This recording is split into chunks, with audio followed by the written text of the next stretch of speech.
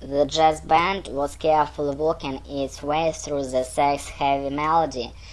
The snaky breath tones rising up the walls. You are lucky to have found me. I am poster child for the Jalen trader if there was one. I smiled because Malcolm had described him with those same words. Bronson was 34 years old and had lived in Tokyo for nearly 12 years. He was a trader in Tokyo office of one of the biggest investment houses in the world.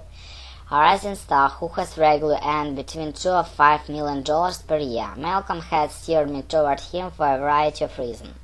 Bronson had grown up in Boston, my hometown, had attended Harvard. He was the same age as I was and had roughly the same childhood memories, prep school, upper middle class morals and goals, but after college he had made a choice that had led him around the world in search of different sort of life. First London, then Dubai, then Osaka, and then on to Tokyo.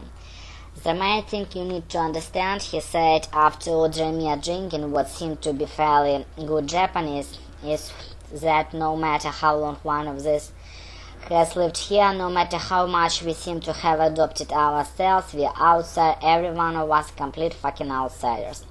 The Gaijin community is just that, a self-sufficient little community that has nothing to do with the real world.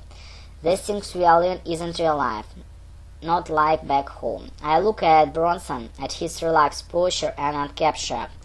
He didn't look like the investment bankers I'd met in the New York or business school students I'd see all over Boston. He gave off a different sort of energy, not a tightly wound sprint of his Wall Street counterparts and stiff assurance of B-school set, but something a bit more wild and unbridled. His size and his upstanding smiles remind me of Malcolm.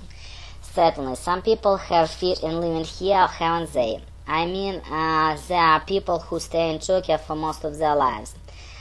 Bronson laughed, lifting his drink. There are worse self-deceivers among us, the ones who learn perfect Japanese and sleep on futons and eat noodles and rice every meal. They marry Japanese women and wear kimonos to bed.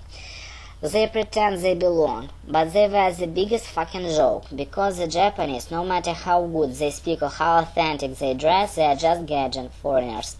Like the rest of us, they are all chasing something they can't have.